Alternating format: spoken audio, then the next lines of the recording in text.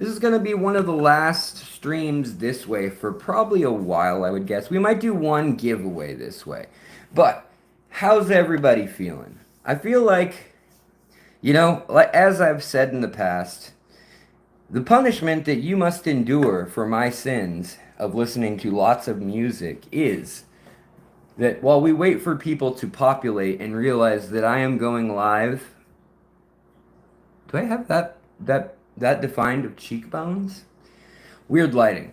Anyways, is that you have to listen to me sing what our theme music would be so I don't get a copyright infraction. So here we go while we're waiting. Please feel free to jump on in the chat, say hello, say goodbye, say Alex, you're a silly man, all of these things. Whatever it is you must say, feel free to say. Uh, Linda, good to see you. Andrew, good to see you, buddy. All right, so everything dies, baby, that's a fact. But maybe one day everything that dies comes back. Put your makeup on, put your hair up pretty, and meet me tonight in Atlantic City. All right. So that's the song that's stuck in my head. If you don't know that one, there's a taste of it, a little taste of it. I'm back. It's been a long day, but I'm feeling better than when I left town. So that's a plus. Traveling, I think, is good for my soul. Definitely seeing other fish people and realizing I'm not. Well, I may be a complete weirdo, but at least there's a lot of you out there that are also weirdos. It was absolutely an awesome get together, the Findig in Sacramento. Gary Lang couldn't make it, which was a bummer because I always like to see Gary at those things. He's always a wild card. He always has an interesting talk, but then also he usually does some like what do you call it? Keynote speaking, and usually after he's done some keynote sipping on some beverages, and he's just kind of says what the room's thinking. So that was a bummer, but we had excellent talks. Anyways, we had Samantha West who did a talk on metallic live bearers. And it turns out one of the pictures that I recently used to one of the recent pictures that I used to make a cartoon, if you saw it on Facebook or in the fishery group, I just used actual photos for the cartoon, and it was about the size of their gonopodium. It was a silly cartoon, but it was a picture that apparently they've been trying to get in the lab for like months and they can't get. So she was like, "Actually, could you send me that picture, pretty please? We really need that picture." It's like their mating behavior, and they don't do it in the lab very often. So that's super cool that, and you guys have seen them do it in my tanks. Every time I turn the light on, they're going at it like that. So I thought that was pretty fun to hear that little side note. Also met a lot of really intelligent fish keepers, a lot of professors, biologists, ecologists. Tom Barr was there and he spoke, and he happened to talk about the thing that was in my last video. I know he doesn't watch my videos, so it was talking about the Dunning-Kruger effect. So that was super cool that it was on his mind that you got to be careful when you're an aquarist because you start and you're paranoid and you're like, I don't want to ruin anything, and you ask for all this advice and you do all these careful things, and then after a while you're like, oh, this is easy. I don't even need to do water changes. I'll just chill. I get what goes on. And then one day you come back and everything's a nightmare, and then you say, oh no, I don't know anything, and you ask for help. You realize that there's a whole side of things you didn't know. Maybe you get a little confidence and something else happens, maybe worse, and then you're really down in the dumps until, maybe you lose a whole tank of fish, community tank, and then you realize, like, you're humbled by it, right? And that happens in this hobby. It can make you want to leave the hobby, but it also makes some of the strongest hobbyists, so pretty cool. Anyhow, Dan Curran, thank you so much, and hello.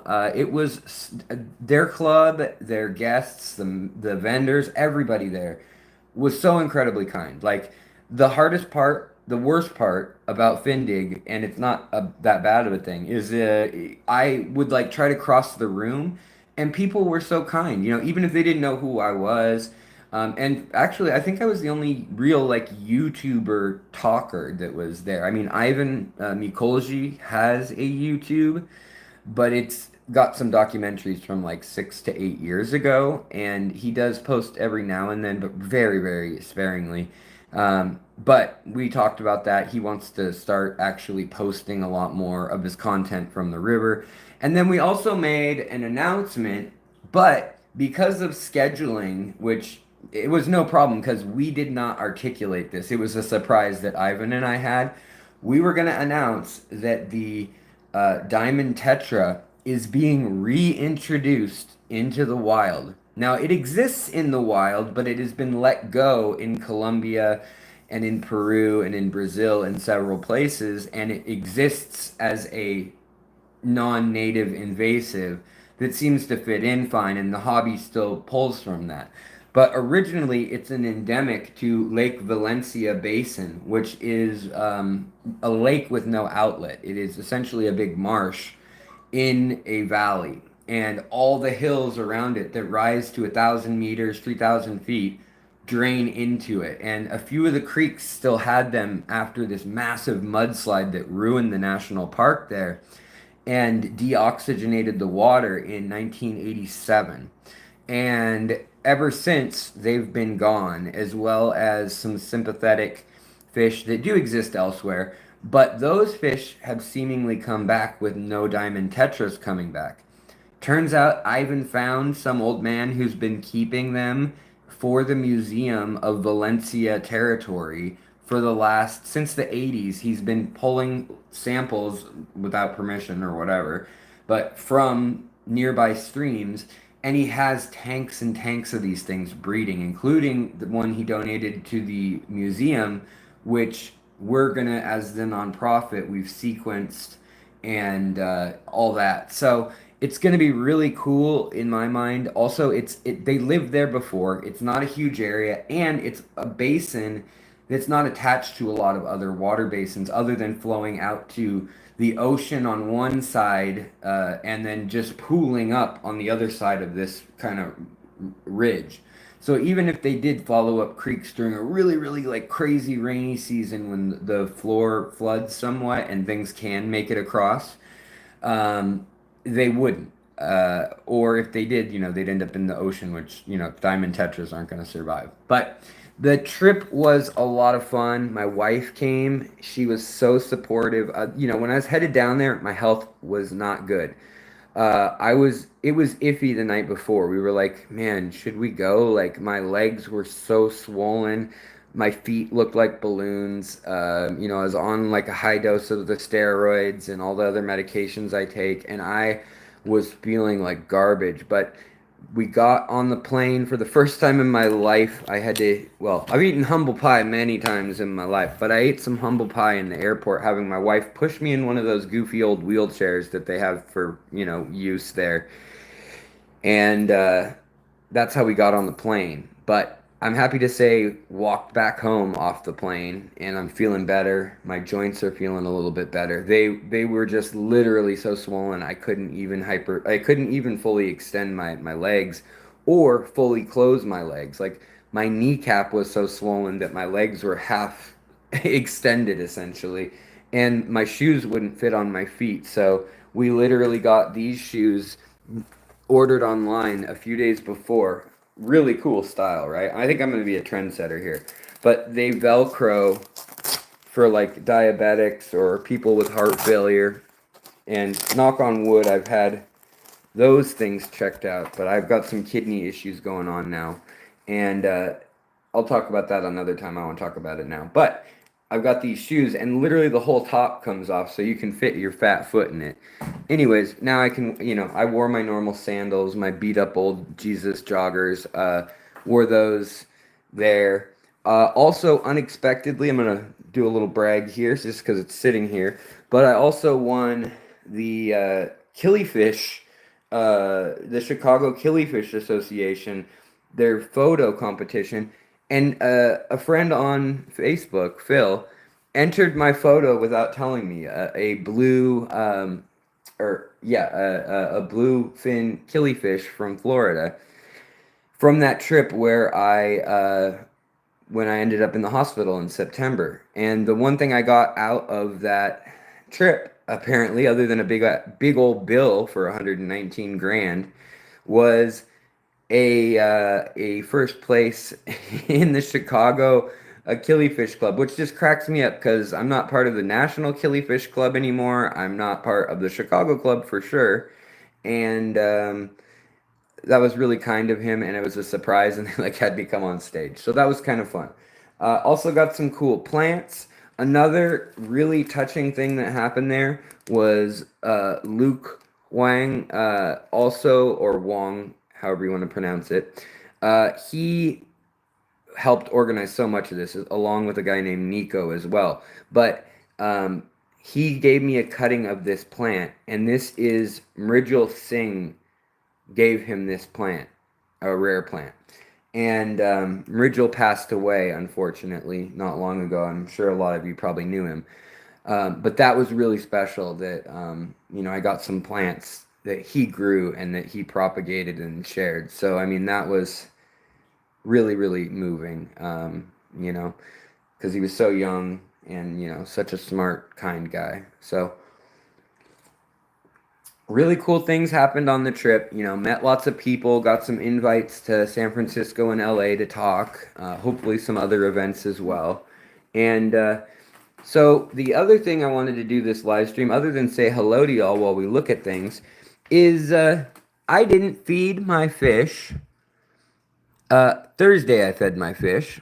And then I added some scuds to some tanks. I added some Daphnia and some infusoria kind of green water to some tanks. And that's about it. Then I turned off the lights. So since Thursday night, these have not had their lights on, nor has the fish room. You'll see what lights are on in the fish room.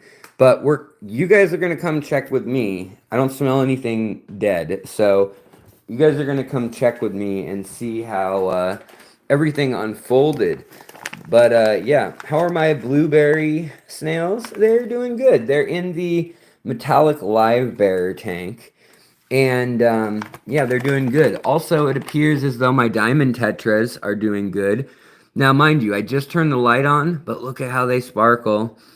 I also learned from Ivan Mikolji, who is... We're going to be doing a live stream soon announcing, we raised about $2,000 at the auction for the nonprofit and for this project of reintroducing these fish, because we also had to hire a team of ichthyologists several months ago to do a total wildlife and watershed assessment of Lake Valencia and the Lake Valencia water basin, as well as getting permits and then getting permits for the fish that are protected, and then reintroducing them is like a whole thing that the IUCN has to have an evaluation on every species in the water.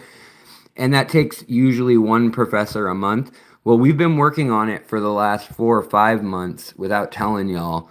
And we were hoping to have the fish in the lake during the announcement, but that has not officially happened. But it's just about ready to happen. So super cool news, and I'm excited. But yeah, how's everybody doing? Hector, what's going on, my friend? Good to see you. Jawbreaker, what's up? First Class Fish, Coro, GNC, Sketty Nona, always good to see you. You're always so kind with your comments. Andrew, good to see you. You have a blueberry snail question. Can they handle cooler water, unheated tank in my basement? I don't think they can.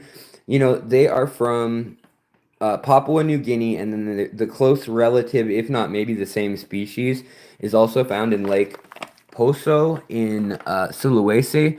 Those waters stay like 80 degrees year round, 80 to 84. And they're also hard water in both locations, really hard water, like 8.7 or something, 8.8. And a TDS of several hundred. So I've noticed that when they were living in my shrimp tank, even with my neocaradinas and, they were getting shell erosion. They were losing their shell. It was starting to turn colors. Look how happy these fish are when they haven't eaten for days. So there's probably going to be a lot of spawning going on in this tank in the next few days, just because they haven't had big meals, and they're going to get a whole bunch of protein in the next few days. Plus, I returned to warm weather, so it may for them when I do add some water top off. So you can see how much evaporated. This line right here is where it was on Thursday, but it's been, like I said, in the 80s here, and our house gets usually 5 degrees warmer or so than outside. So yeah. Also, all the boosts that I got more boosts from Eric Lucas of Bipet Shrimp, and he was vending there, and he was really kind and gave me some leftover cuttings when he was closing up shop. And so yeah, it was just a cool experience. Yeah, so let's see how the other tanks are doing. We'll just go around. I figured, someone was gonna ask, or someone was gonna be like, "What happens when you leave your tank for vacation for a week?" Nothing. I just leave them usually. And, I'm not going to lie, usually one or two things pass away, but in a fish room with, whatever, 500 different fish total, it's not weird to have something die in a week, especially with little fish that only live 2 to 4 years. Now, if I had a bunch of big cichlids, that would be disturbing, or rainbow fish passing away. Yeah. Lord Alcatraz, how many of these fish have you eaten? None, but Ivan Mikolji has eaten a whole bunch. Have you noticed that Charles and Goliath fish are back from most of a year without YouTube? No, I have not. I will have to check that out. Cool. Dixon Designs, what's going on? Melissa Skinner, hello. How are you doing? Good to see you. I love the pictures you post, by the way. Your fish are gorgeous. Your piranhas. Evergreen Psyche, what's going on? Your bedtime stream. Yeah, me too. I'm tired. I feel you. And Coral, it's always good to have you, buddy. Coob, what's going on? Show us the gaming room. Yes, I will. Let me get down to. All right. So Vredeling, hello, or V Redeling, how's it going? Welcome. Come on in. The water's fine. So it looks like this tank's doing pretty good too. We got some new baby guppies. Actually, they're endlers, and then there are some metallic rainbow guppies in here. These one male here and another male. Oh, there he is. So interesting. We'll see. We'll see how they're doing. Also, we got some little yellow polka dot rasboras, the smallest of the true rasboras, right there. Half an inch long, fully grown. Still alive and kicking it. All the beautiful. These guys are fully grown now with their fins showing off. I'll have to get some good still photos of the tin winnie or gold ring danios. They are one of my all-time favorite fish. They're kind of a subtle type of beautiful, where they've got bronze and gold and silver and even like purple or burgundy in their fins when they're excited, and they're just beautiful together. I love it. James Holbrook, you still have Elosoma gilberti? I don't. I realized that I don't, actually right before I left, when I was looking in the tank that I thought they'd be in. I guess, they just never had babies in that tank, and that was that. But, yeah, everybody's looking fat and sassy here.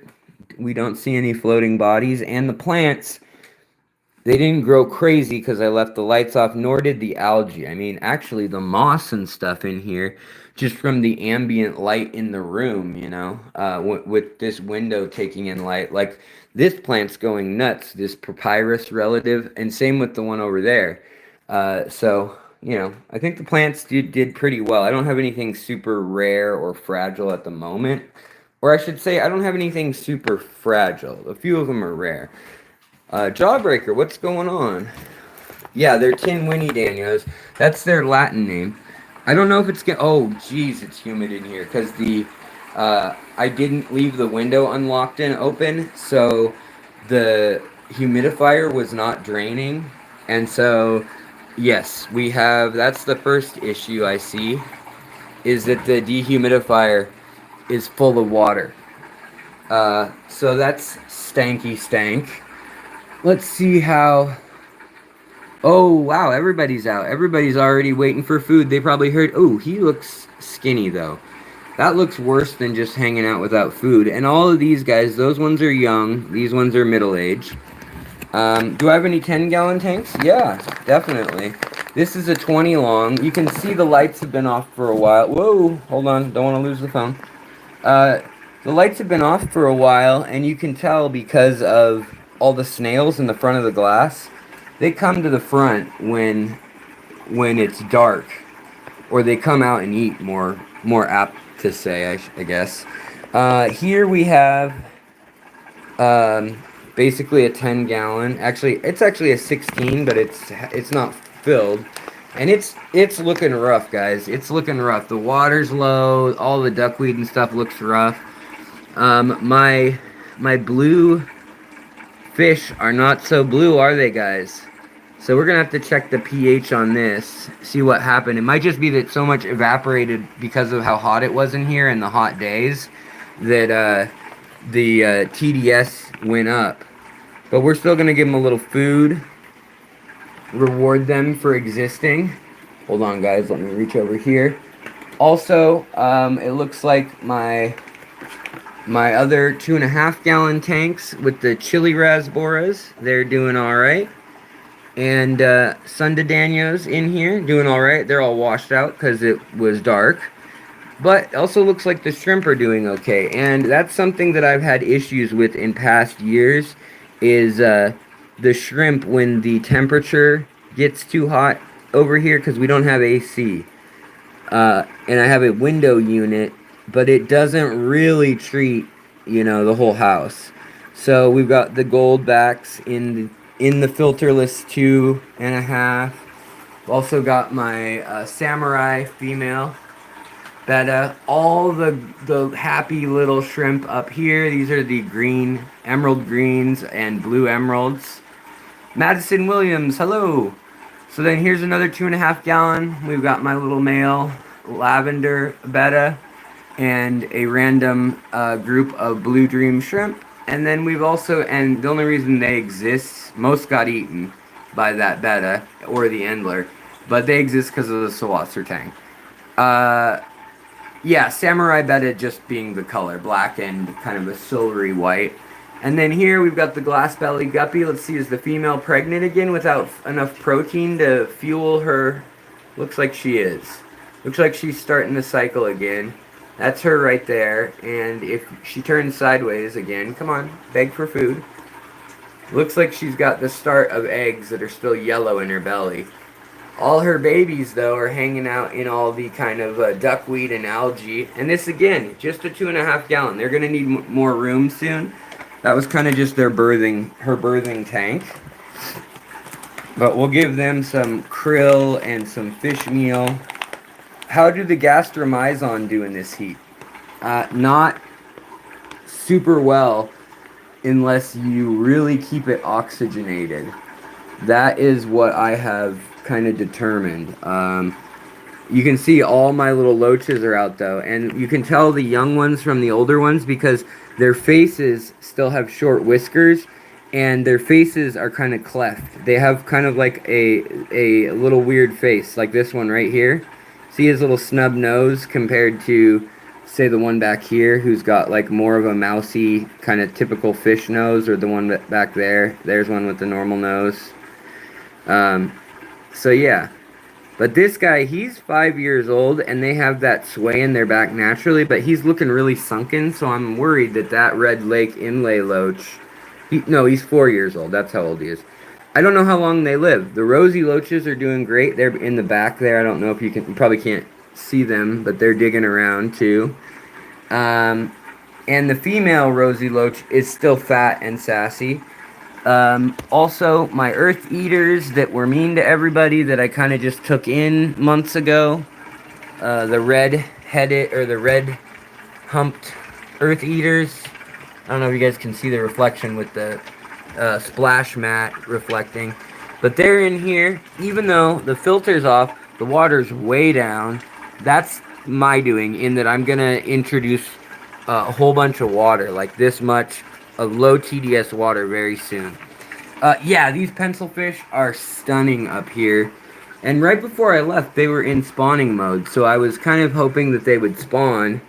It looks like they're still pretty happy. I mean, we just turned the lights on, like, right as you guys are watching. So, that light was on the whole time. It's a very weak, no-name light. And really, all it's here for is for a backup tank right at the moment for my Malawa shrimp. So I give them a little bit of fish meal, and then they'll come, you know, whatever, check it out, chow down on the glass, and you'll see their kind of shadows moving in here. There's some moving around already. Oh yeah, they're coming for the food. They're hungry. Also, it looks like the gold Corydorus are doing good. They're actually looking colored up better than ever. So are the red phantoms, and actually we're getting some blue, so maybe it's just that the lights are off on these guys, on the Mate Tetris. So then over here, we've got the good E-ads, and male, still doing well. Female, still doing well. Other female, still doing well. Peacock gudgeon, there's the little one. I assume the big one's doing well, but I don't see it. Bumblebee gobies, there's 3 of them. They're all doing well. The ruby tetra that's always hanging out right there, doing well. And the young giant betta doing well. So I'm happy to see that they're all doing well. You can tell that these guys have been picking on each other still because their mouths have their lips. That's not cotton mouth or anything. It's just that they are nipping and biting and lip locking, and the 2 females are obviously fighting a lot. Now, over in the betta tank and the baddest tank, it looks like we have, I don't see any problems so far.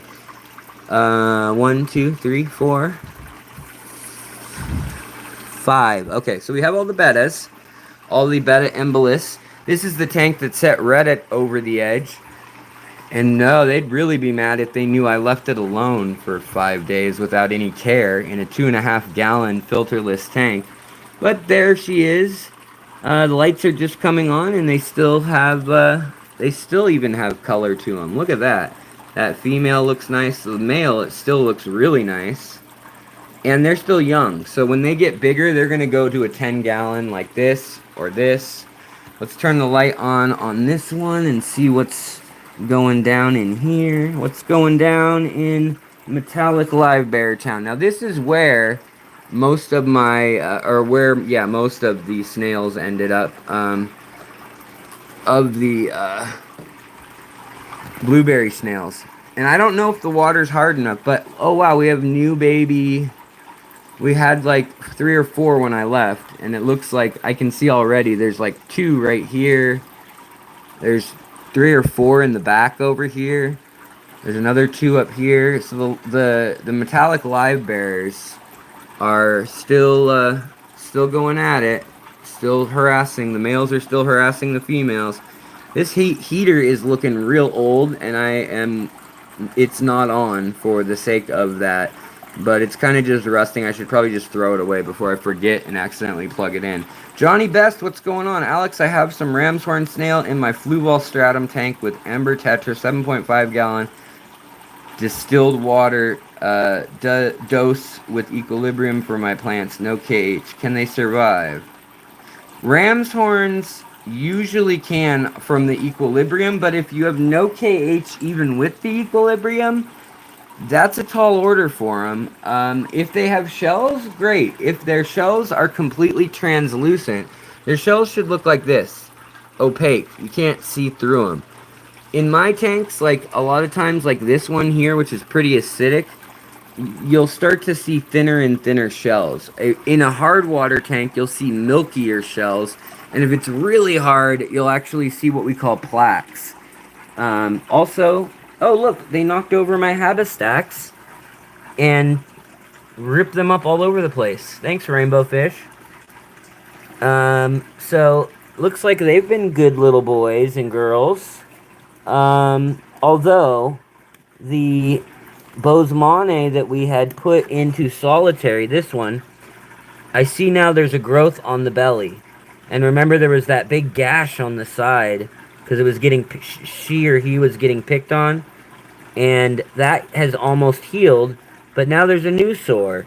So maybe, maybe this tank, or you know, this species load is just too rough and tumble for him. I don't know. Also, where's my yo-yo loach? Where's my yo-yo loach crew? I do not see them. They better come, because they're my favorites. Oh, there's a loach right back there. And there's a zebra loach, too.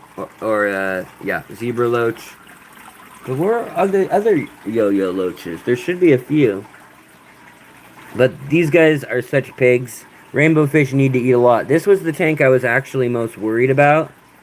And look at this. They ripped out boosts. They ripped out all the beautiful boosts I ordered from the columns. And this column, they just knocked over and then totally ripped everything out.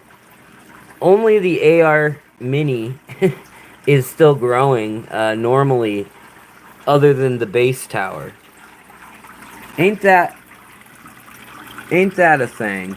Oh, and it appears as though there's a bunch of boosts stuck to the filter. So maybe this isn't the tank for the boost. Yeah, there's one of the loaches again. But I don't see my yo-yo loach crew. So there's two of them are not here.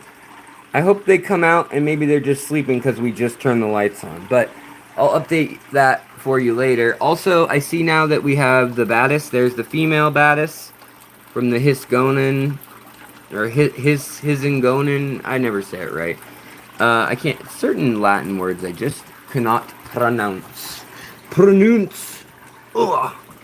But that's odd. I wonder what happened there with the loach. All right, let's see how our. Hey, thank you, Johnny. I appreciate it, buddy.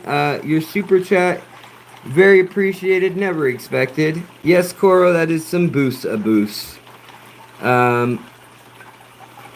I'll never let your fish come over to play with my fish. So rude. I know, right? Yeah, guys, if you could hit that like button, I'd appreciate it. You don't have to, but if you'd hit it, I'd be appreciative. So it looks like the Gertrude RU2s, they're actually they're excited the light's on. I thought they were going to be really washed out. And it looks like the Pseudomagil luminatus are also kind of happy that the light's on again. They're all bright yellow, doing their thing. The threadfins, they're doing their thing. Now, the real question is, where are my little cichlids? You guys remember the pair of little cichlids I left alone here? I gave them tons of scuds. There's a luminatus.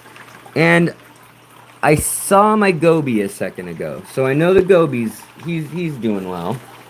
I see that all the Melanitania sahulensis, these striped guys, they're a really undervalued blue eye. I love them. And I feel like nobody gives them the attention they deserve. No respect. They get no respect. So where are my little cichlids? There they are. They're hiding back there. Maybe they made a nest, guys. I don't know. It's been dark for a while. So there is the female. You can see she's got the... Wait, where is she on camera? Where'd she go? Well, she's got a red... Oh, she's just... You can only see her tail from your guys' point of view. I can look up and down in... And there's the male. He looks a little washed out. Probably just because the lights are off. He looks really washed out. Remember how blue he was? So we're going to have to give him some food. We're going to give them some nice live food. Right now we're feeding them with this high-protein aquarium co-op. The baby fry food that they have is really good for just kind of fattening up fish, essentially. And these guys are chomping at the bit to be a part of the action. Let's see if we can get this light on. Come on. Turn these lights on. Alright, so then we've got the Maha Chiensis betta. There's the male, looking beautiful. There's his queen, right there. And then there's the other ones kind of standoffishly. They'll be able to eat as soon as he gets his fill. See, he's flaring his gills. And then we've got the swordfin, or the beautiful, well, Molly, sorry, not swordfin, the sailfin, rather. and my Beta Malak right there. The weirdest combo ever with some Vietnamese white cloud minnows. Such a strange mix, Alex. What is wrong with you? What has gone wrong in your head that you put those creatures together? I don't know. But let's give them some big old pellets to eat if they feel like it. We'll give the goodyids some nice pellets to eat. We'll give everybody must get fish meal.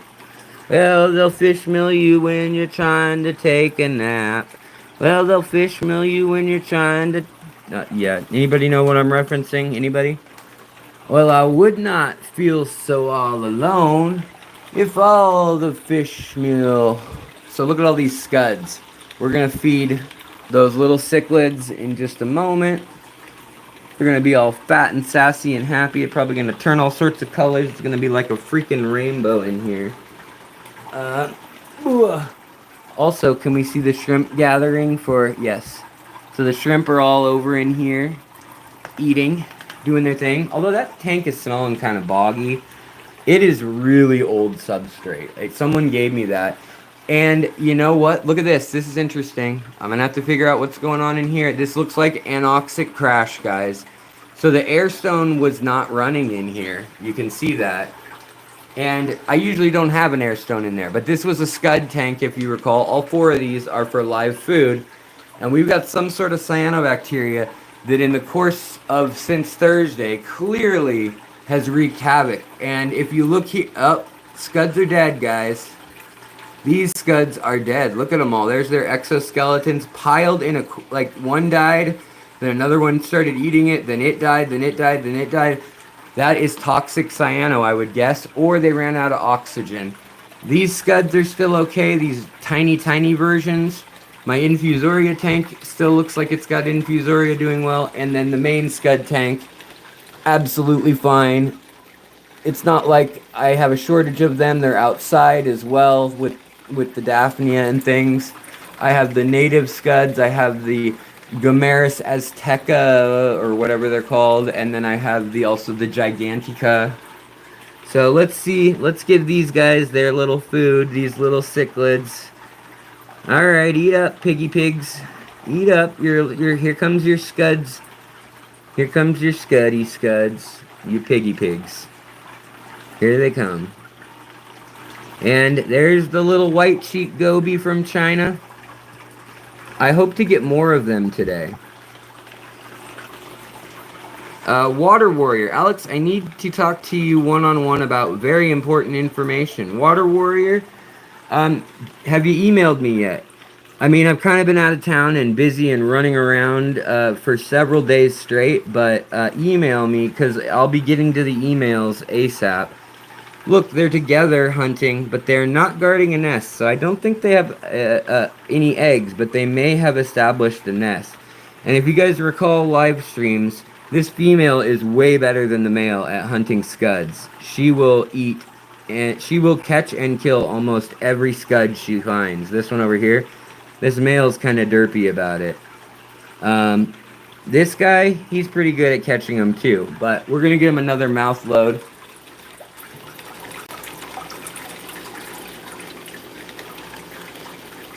It works best just to suck up the scuds that are in the corner of the tank. They swim there because they hang out in the duckweed and rotten plants that I leave in there for them to break down, and they eat bacteria and cyanobacteria. You can see they eat the fungus that grows on the deteriorating plants, which is not a great habitat for fish.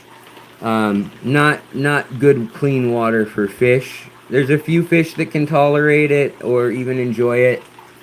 Elastomas actually are one of the ones that can sometimes, but I'd much prefer to keep them in good, healthy water. Yeah, look at this. See, these guys are hunting. They're hungry hippos. And these are the scuds that have the red color to them, so they've got the color-enhancing properties because of what I feed them. But she's going to nail that one. Or he. Wait, is that the male? No, that's the male. Never mind, it's the male, guys. I have no faith in him. Well, he got it. Do I have an opinion on blackworms? I love blackworms. The problem is that the blackworm supply in the United States has been tainted. The California suppliers that have been growing them for since the 70s, it's been very tainted for a long, long time. And leeches come out, nematodes, tapeworms. It's not a pretty picture in that, unfortunately. Oh, here's a little, look at a little goby. Aw, I'm a goby. Any plecos? You know, I don't really have any plecos at the moment. Um, and I've been thinking about like what plecos would I want again? Do I want to get into the heartache of like having a big colony? And the years of life they grow. That guy just ate the root of a plant. This cichlid. You know, I learned so much this weekend from Ivan Mikolji, by the way. Um, and some interesting one of the most interesting things I learned was about Oscars in the wild. Let's see how this tank's doing. This is the other weird tank that's like, Alex, why would you stock a tank like this? Looks like there's a lot of debris. Yeah, it's just mulm. But look at that, it's dirty. Well, I'll probably want to actually kind of use a siphon to suck this up because clearly it all settled for some reason. And I don't know if that is bacterial, algae, fish, fungal, a little bit of everything, but it's not clear. And I don't want it in there. So it's not going to be in there. Now this is a really neutral tank. And that's why we've got swordtails that are domestic, the Kohaku ones. We've got the the Trigonostigma hetero ones in here with the blue. They're called the black lamb chops. And then we've also got the rainbow fish. But the rainbow fish are always notoriously shy. That and we just turned on the light. I see them. They're back here. There's some back here. Are there any over here? Yeah, we got rainbow fish. They're doing their thing, so we'll toss some food in for them too. And hold on, guys, one sec.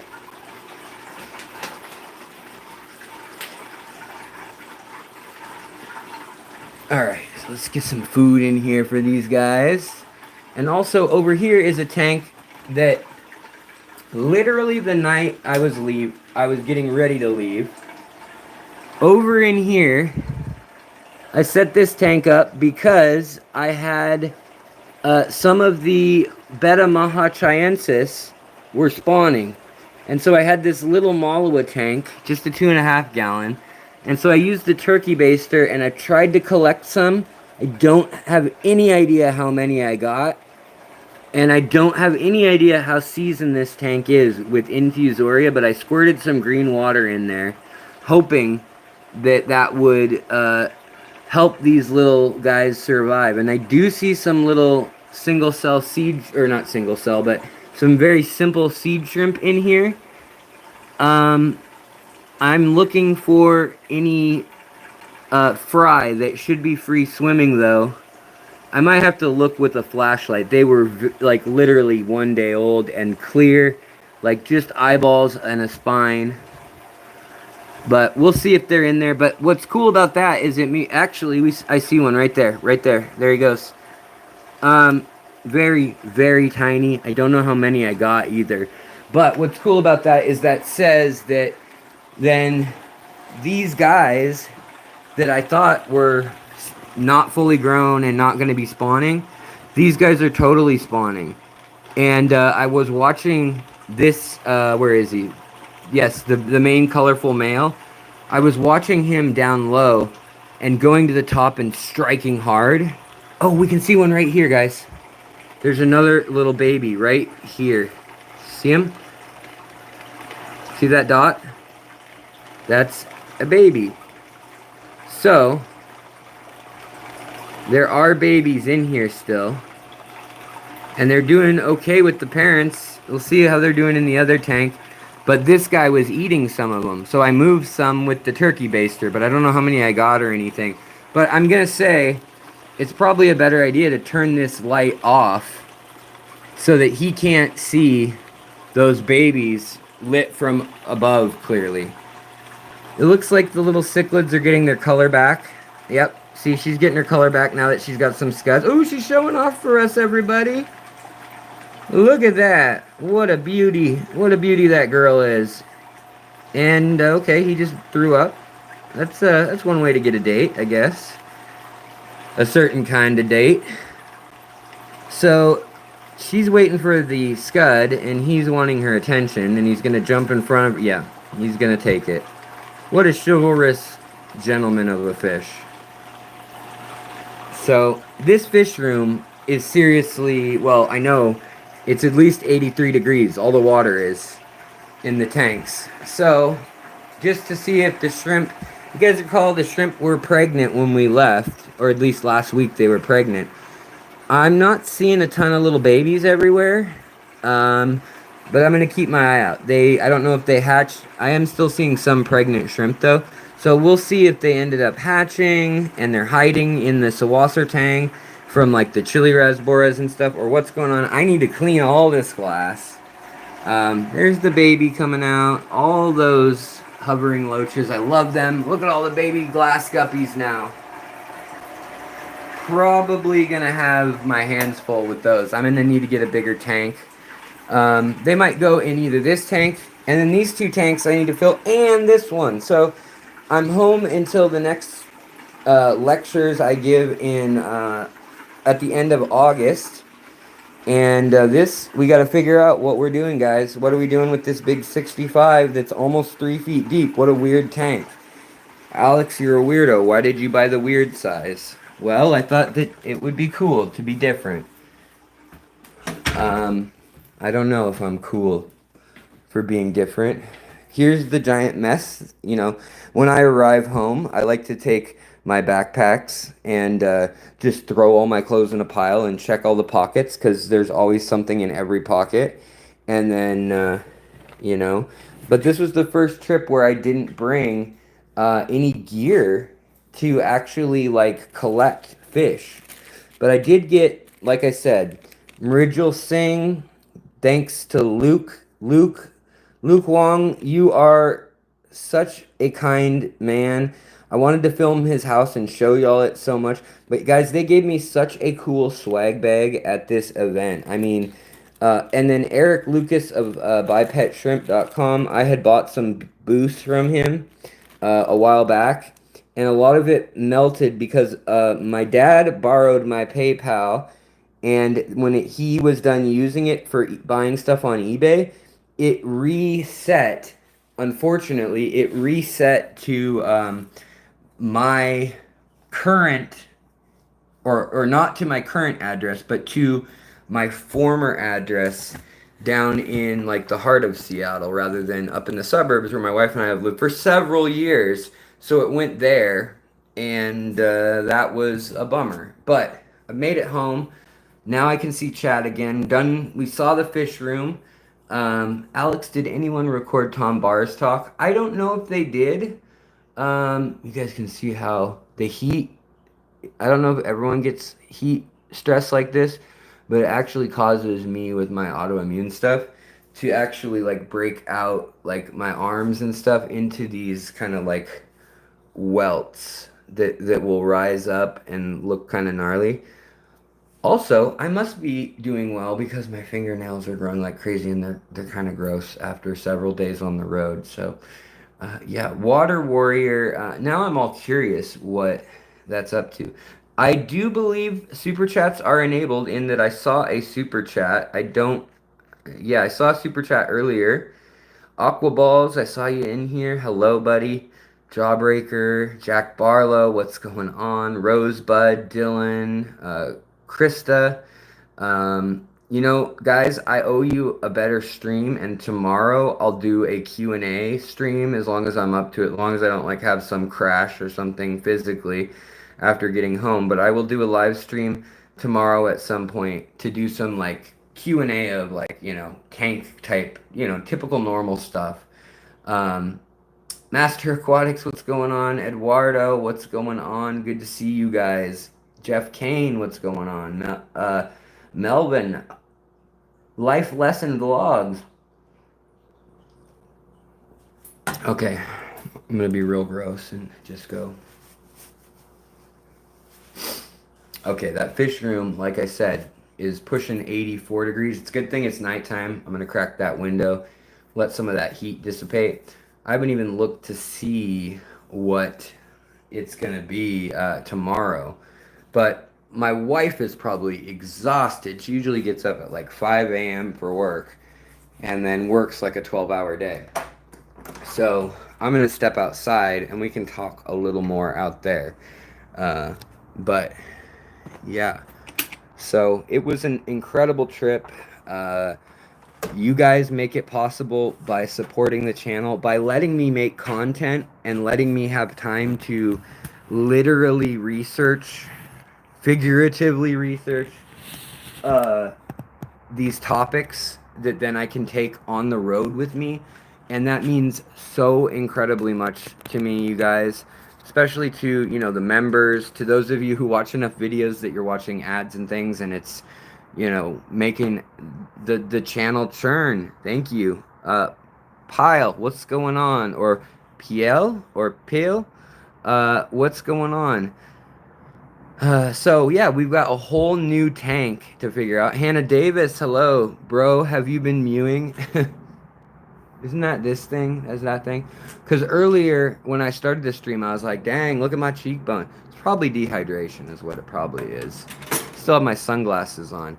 In Seattle, it's nice. It's like 70 for 80 today, but I mean, I was just where it was 103 or whatever, and it was too hot for me. That's too hot for Alex. That's danger for Alex. Oh, and guys, so speaking of Findig and the Sacramento Aquarium Society, I know it's backwards, but I made the logo. I didn't do the Findig font or actually typeset as it would be called, but I did do the, or actually it would be called lettering, but I did place that with the help of Nico and Luke, and then we came up with, there's hidden stuff in this. So there's the metallic live bears, since Sam gave her talk on that. There's the Gary Lang eye rainbow fish. There is Ivan Mikolji's Oscars. You know what was fascinating though, guys? What I was going to tell you that I learned that blew my mind was that it turns out that Oscars in the wild do not eat other fish, at least in any large amount, other than maybe really baby fish. Ivan Mikolji said he has taken Oscars out of the water, like good edible size Oscars. Sometimes people eat, he said, you know, fish that are an inch or two, and they'll just throw them all in a stew and cook them. That's really normal in the Orinoco. But he was saying that the Oscars, you know, they get up to maybe 3 pounds in the wild, the real big ones. And he was saying that a lot of times they didn't even know they were in the the river. And when he pulls them out from catching them in a trap underwater or a net, they're like, we never caught them fishing. You know, we catch them on our lines that we set, and they have, you know, very specific traps for specific fish. Plecos have a certain type of trap that's really flat and low, so they're not going to catch certain fish. But it turns out they eat only insects if they have their way. So I'm sure they can adapt and eat other things, but in the wild, he's only ever seen them eat insects in 20 years of taking pictures all the time in the Orinoco. And I thought that was so interesting because they're not shy to eat fish in the aquarium, but when I thought about it a little more, they tend to kind of attack and kill other fish, pick at it a little bit, and then that's that. They don't seem to like consume them. You know, it's more of like a territory frustration thing. Rebecca Altig, hello, thank you so much for the super chat. I'm a brand new fish keeper. This is a down payment on all the advice I am going to need. Well, that is very kind of you. I appreciate it. Thank you. I really do. You feel free to give me an email at Alexander J. Williamson. And then also at gmail.com, or on the Facebook group, or in the comments. I'm going to be a little backed up, but hopefully I'll get to it. You know, I'll try to make a point of people who've been in chat or people who are commenting lots, or if you're a member, I always check those first now, just because I don't have time to get to all of them anymore, as much as I wish I could. And Discord, speaking of Discord, I have kind of come to a decision.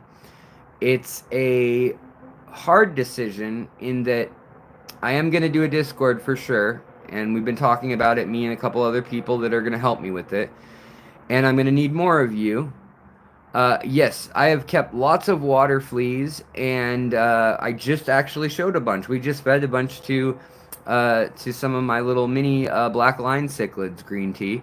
So you can rewind it or rewatch the stream if you're curious. And I have a whole video called Scuds! Exclamation point that is everything you could want to know about Gamaris or Scuds, essentially.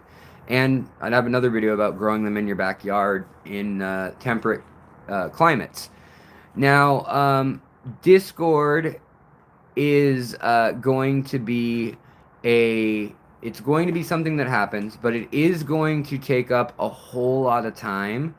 And I would say that it takes up enough time that what I'm going to do, I think, is I do 4 hours every day in the comments and emails, and that's kind of bled into 5 or 6 most days. And that's eating up time that I could be making content to share with more people and more of y'all, and try to just include more of those questions in video format as we go.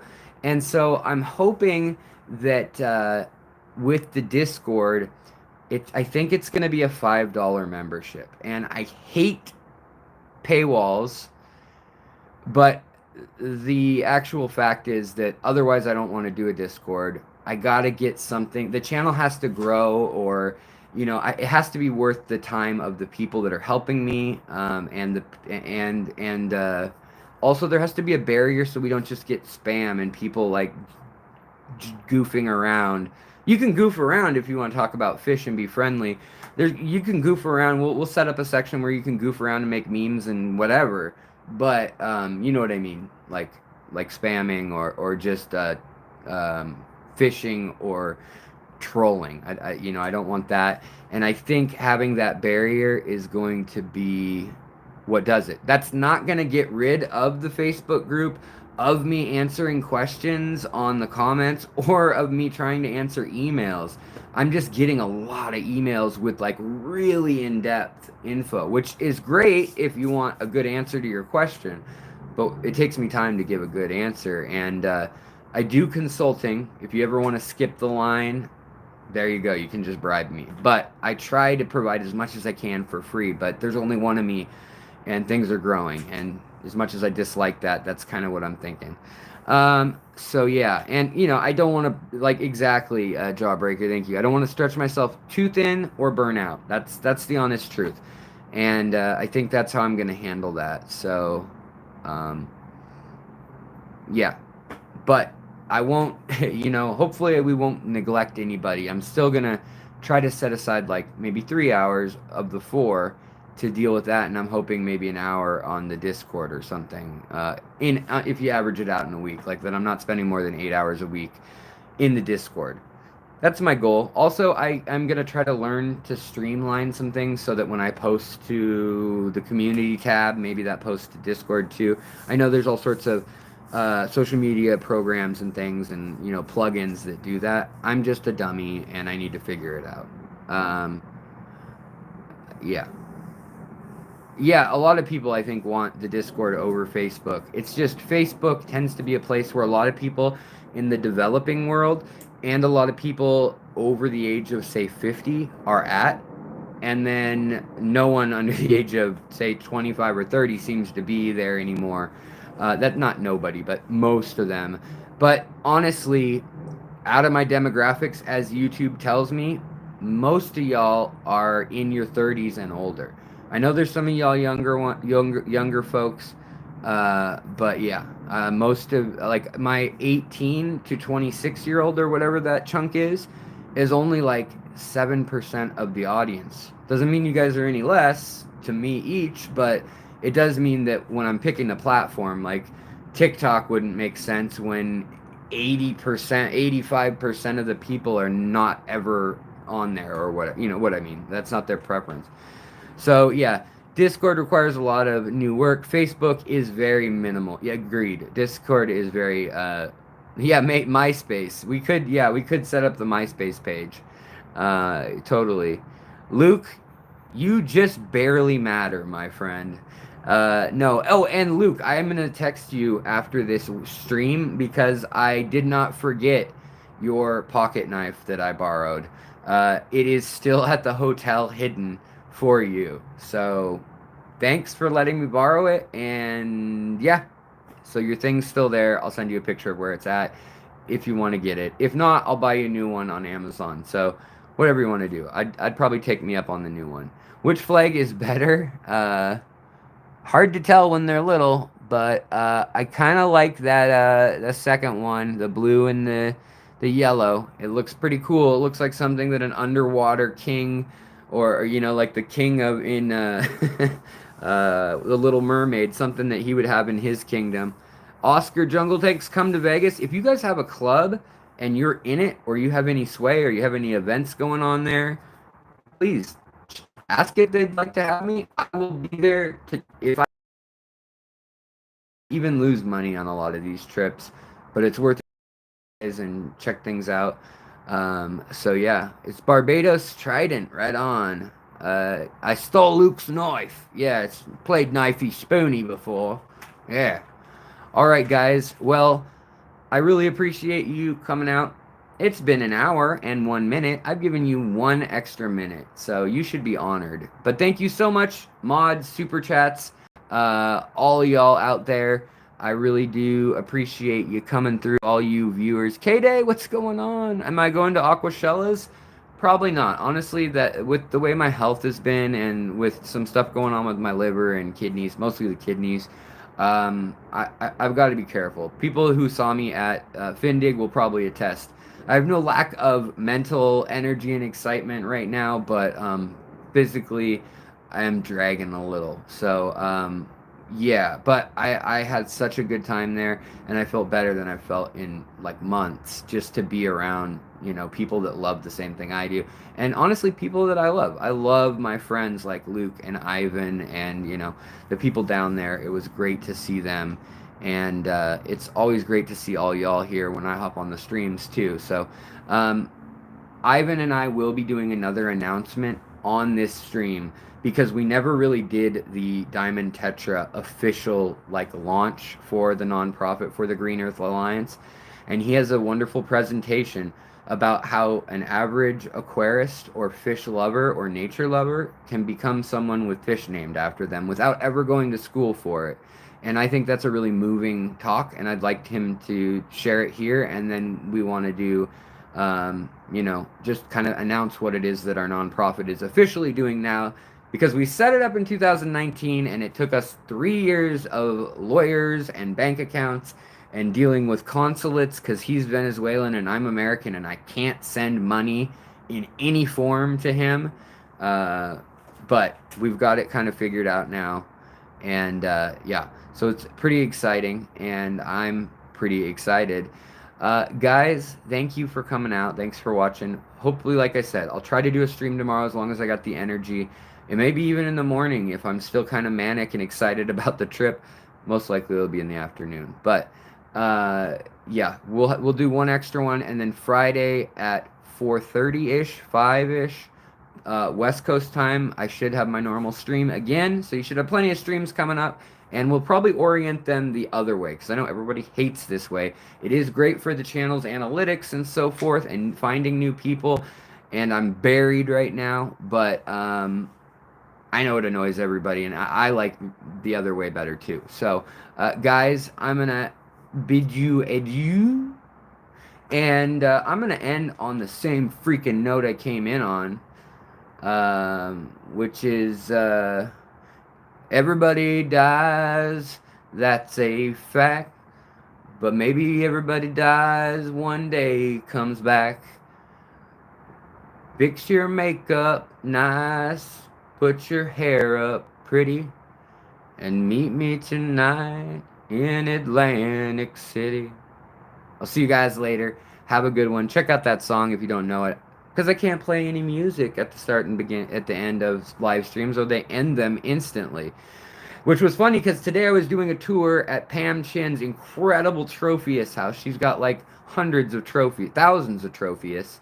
from Lake Tanganyika, and the Eagles comes on, and they're the most litigious band in the world. They'll if you do it like an acoustic cover guitar in a different time signature, they will have that video taken down and kick you off of YouTube. It is insane. Google it if you don't believe me. All right, you guys, much love. I will see you later. Take care, and thanks again to the whole Sacramento board, all the members, all the vendors. Everybody was so kind that was there, and it really did warm my heart, even though some of y'all are annoying as hell. No, just kidding. Actually, I'm not kidding about that. I know I'm also annoying, but my point is, we were all nerding out, and we got like a noise complaint and stuff that we were having so much fun. So it was a cool problem to have. All right, guys, I am going to see you guys later. Much love. Everybody.